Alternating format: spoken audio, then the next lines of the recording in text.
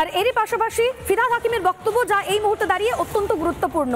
Trinamool councillor Sushant ঘোষকে গুলি চালানোর চেষ্টা, খুনের চেষ্টার অভিযোগ, সেই ঘটনায় ফিরহাদ হাকিম তিনি পুলিশের বিরুদ্ধেই প্রশ্ন তুলে দিলেন। তিনি বললেন পুলিশের ইন্টেলিজেন্স কোথায়? ফিরহাদ হাকিম ঠিক কি বলেছেন শোনাই আপনাদের। Enough is enough. উত্তরপ্রদেশের কালচার, বিহারের কালচার, আহমেদাবাদের কালচার এখানে ঢুকতে দেওয়া হবে না। আমাদের মুখ্যমন্ত্রী মমতা বন্দ্যোপাধ্যায় বারবার বলেছেন পুলিশকে যে আর্মস উদ্ধার করো, ইন্টারস্টেট ক্রিমিনালদের আটকাও। তারপরেও হাঁ করে বসে থাকা যাবে না। পুলিশকে বলবো অ্যাক্ট নাও, অ্যাক্ট নাও। মুখ্যমন্ত্রী বলার পরে কেন আর্মস ঢুকছে, কি করে আর্মস ঢুকছে, ইন্টেলিজেন্স কোথায়, নেটওয়ার্ক কোথায়? ব্যারাকপুরেও তাই দেখলাম, বাইরের ক্রিমিনাল, এখানে বাইরের। হোয়াইট এত বাইরের ক্রিমিনাল আসছে কি করে? Where is the network? বারবার মুখ্যমন্ত্রী বলছেন নাকি মুঙ্গের থেকে আমসা, যারা মুঙ্গের থেকে আমসা যে আম ধরার জায়গা করো। যদি জল জমে আমাকে তো জল জমার ব্যবস্থা করতে হবে, জল না থাকলে আমার ব্যবস্থা করতে হবে। সেরকম তোমাকেও তো যখন বাইরের থেকে আর্মস আসে, সে আর্মসটা না আসার তো তোমার ব্যবস্থা করতে হবে। পুলিশকে বলছি অ্যারেস্ট করো, গোষ্ঠী নয়। ক্রিমিনালকে অ্যারেস্ট করো, তাকে জিজ্ঞেস করো কে আছে। যদি গোষ্ঠী হয় গোষ্ঠীকে অ্যারেস্ট করো। পুরমন্ত্রী ফিরহাদ হাকিম তিনি কার্যত পুলিশের ভূমিকা নিয়ে প্রশ্ন তুলে দিলেন এবং পুলিশকে ব্যর্থ এমনটাও বলতে শোনা গেল পুরমন্ত্রী ফিরহাদ হাকিমকে, অর্থাৎ পুলিশ মন্ত্রীর দপ্তর নিয়ে প্রশ্ন তুললেন তিনি। কিন্তু গোষ্ঠী কোন্দল যে প্রশ্নটা বারবার উঠে আসছে যে ওই এলাকায় গোষ্ঠী দ্বন্দ্ব ছিল, সেই গোষ্ঠী দ্বন্দ্ব নিয়ে বেজায় চটলেন পুরমন্ত্রী ফিরহাদ হাকিম। ঠিক কি বললেন তিনি শোনাই আপনাদের। উত্তরপ্রদেশের কালচার, বিহারের কালচার, আহমেদাবাদের কালচার এখানে ঢুকতে দেওয়া হবে না। ক্রিমিনাল ইজ ক্রিমিনাল, তাকে অ্যারেস্ট করতে হবে। কিসের গোষ্ঠী? কোন গোষ্ঠী টোষ্ঠী নেই আমাদের। আমরা সব মমতা বন্দ্যোপাধ্যায়ের সৈনিক। আমরা 21শে জুলাই প্রাণ দিয়ে দাঁড়িয়ে, প্রশান্ত ঘোষের আগেও গুলি লেগেছে, পুলিশের গুলি লাগিয়ে খেয়ে মমতা ব্যানার্জি জিন্দাবাদ বলেছে। সে এরা লড়াই করার ছেলে, লড়াই করে এসছে। আমরা কাপুরুষ নই। আর এই ঘটনায় রাজনৈতিক ব্যক্তিত্বরা কি বলছেন শুনুন।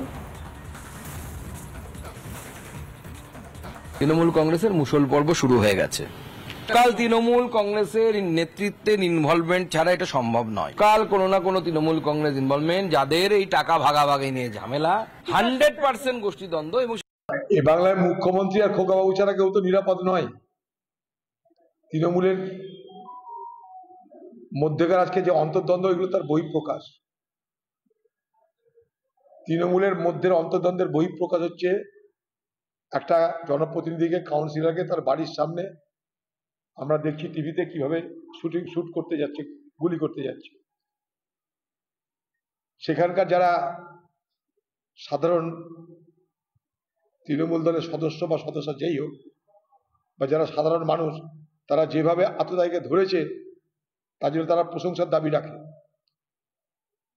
আততায়ীকে আর পুলিশ ধরবে না আগামী দিনে, আততায়ীকে মানুষকেই ধরতে হবে। কারণ পুলিশের সময় নেই আততায়ী ধরার, পুলিশের সময় নেই খুনি ধরার, বা খুন করার আগে কোথায় কি হচ্ছে তার খবরাখবর নেওয়ার পুলিশের সময় নেই। তৃণমূল কাউন্সিলর এই বিষয় নিয়ে কি বলছেন শোনাই আপনাদের। ঘটনাটা অত্যন্ত দুর্ভাগ্যজনক। ডেফিনেটলি যখন প্রথমবার দেখি, মানে ঈশ্বরের কৃপায় কিছু হয়নি, কিন্তু যদি কিছু হতো তাহলে তো আর ভাষায় ব্যক্ত করা যেত না। তবে আমার পূর্ণ বিশ্বাস আমাদের প্রত্যেকেরই যে পুলিশ তদন্ত করে প্রকৃত দোষীদের প্রকৃত শাস্তি দেবে। দেখুন, এখানে গোষ্ঠীদ্বন্দ্বের কোনো ব্যাপার নেই, এটা নতুন করে আপনারা বলছেন, কিন্তু যেটা ব্যাপার সেটা হচ্ছে যারা এই জিনিসটা ঘটিয়েছে তারা কি মাথায় নিয়ে ঘটিয়েছে, কি চক্রান্ত এর পেছনে, সেটা কিন্তু তদন্তের আগে তো বলা যাবে না। পুলিশের ওপর পূর্ণ আস্থা আছে এবং পুলিশ প্রকৃত দোষীদের খুঁজে বার করবে, তাদের যথাযথ শাস্তি দেবে। না, আতঙ্কের তো কোনো প্রশ্ন নেই। এখানে কলকাতা শহর ভারতবর্ষের সেফেস্ট সিটি, এটা বিভিন্ন সার্ভে দেখাচ্ছে। কিন্তু বাইরের রাজ্য থেকে দুষ্কৃতীরা এসে এরকম ঘটনা ঘটাবার চেষ্টা করছে। মাননীয় মুখ্যমন্ত্রী মমতা বন্দ্যোপাধ্যায় বহুবার এই ব্যাপারে তিনি ইস্যুটাকে তুলেছেন। কেন্দ্র সরকারের দেখা উচিত যাতে ভারতবর্ষের অন্য কোনো রাজ্য থেকে দুষ্কৃতী এসে আরেকটা রাজ্যে এরকম কোনো ঘটনা না ঘটাতে পারে, তার জন্য সঠিক পদক্ষেপ নেওয়া উচিত।